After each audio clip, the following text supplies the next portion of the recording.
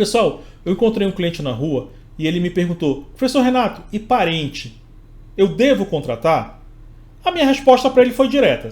Sem conhecer o histórico do funcionário, sem ter feito uma avaliação, eu te diria que não contrate parente.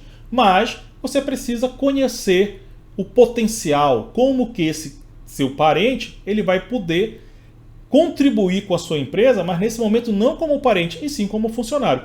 A gente vai falar mais sobre isso depois da vinheta.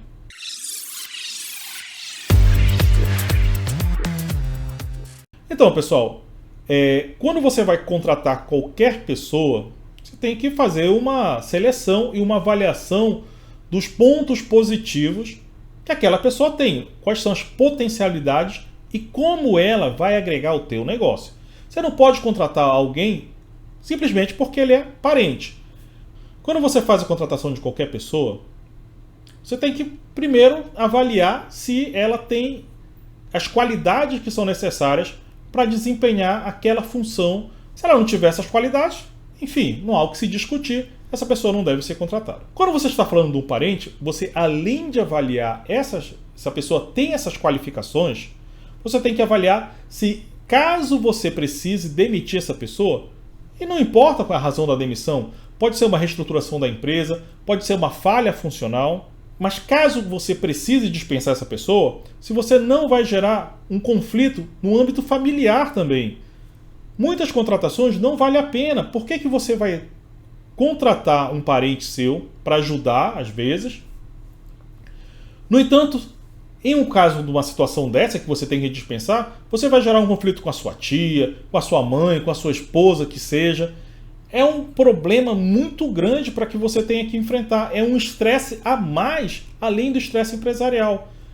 Não são poucos os históricos de empresários que contratam parentes por acreditarem que, por fato daquela pessoa ser um parente, ser alguém muito próximo, você pode confiar mais, só que às vezes as pessoas misturam as coisas. Elas acham que elas também são donos. Tem que entender que você não está contratando um sócio, você está contratando um funcionário. Para que não haja esse tipo de ruído na comunicação, para que você não tenha problemas quando estiver contratando e cobrando as ações de um parente, você tem que deixar isso muito claro antes da contratação. Olha, primo, eu estou te contratando não como meu primo, mas sim como funcionário. E você terá essas responsabilidades, tais. E você não tem nenhum benefício a mais do que os meus outros funcionários, por conta que você é meu parente. Se você deixar isso muito claro, até no momento em que você precise, se você precisar, dispensar essa pessoa, você vai poder dizer: lembra que eu te falei, nós precisávamos cumprir essas e essas tarefas, que essas e essas eram suas atribuições? Então, você não está conseguindo cumprir essas atribuições, mesmo eu já tendo feito o treinamento com você, mesmo a gente já tendo advertido que seriam atribuições que você precisava desempenhar. Esses são os principais atributos que você tem que avaliar. Se a pessoa tem qualidade técnica para poder cumprir as tarefas que você precisa que ela cumpra.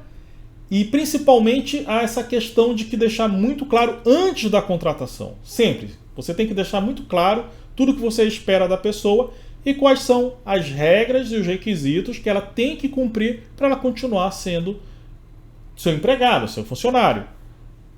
Outro problema muito sério, e esse você tem que ter atenção redobrada, é que alguns parentes, por exemplo, não querem assinar a carteira, estão recebendo alguma coisa lá do governo e falam: não, primo, não assina a minha carteira. Gente, a gente não recomenda nem parente, nem desconhecido, não importa. Se a pessoa começa a trabalhar com você, você tem que ter o registro lá todo certinho, na carteira de trabalho, contrato de trabalho. A pessoa tem que receber os vencimentos de acordo com o que foi combinado no contrato. Não caia nessa cilada de não registrar, confiar que é parente, porque isso aí pode gerar, não é que vai, pode gerar um problema maior ainda para você. Um problema que envolva judicial. Então, além de você já ter um estresse familiar, você tem um problema judicial porque você não cumpriu a sua obrigação como empregador. E aí o problema se multiplica e muito. Então, via de regras, para contratar parente, eu aconselho que você aumente o critério. Se realmente é um agregador, se aquela pessoa realmente é um profissional que vai somar com a equipe. Ponto 1. O profissional vai somar com a equipe? Ok. 2. Há possibilidade de conflitos familiares caso eu precise dispensar essa pessoa? Então são dois fatores que você tem que ponderar com muito carinho antes de fazer essa contratação. Ponderou isso? Terceiro elemento que você tem que ter: deixar muito claro quais são as responsabilidades e o limite daquela pessoa. Principalmente, a pessoa tem que entender que dentro do ambiente ele é um funcionário, ele não é seu parente. Ele está lá para produzir como qualquer outro funcionário. Tudo bem? Esse é o nosso conselho. Eu espero que eu tenha podido ajudar alguns de vocês que têm essa dúvida também. Pessoal, se inscreve no canal, ativa o sininho. Isso incentiva muito que a gente traga cada vez mais conteúdos. E eu espero vocês num próximo vídeo. Até lá, pessoal.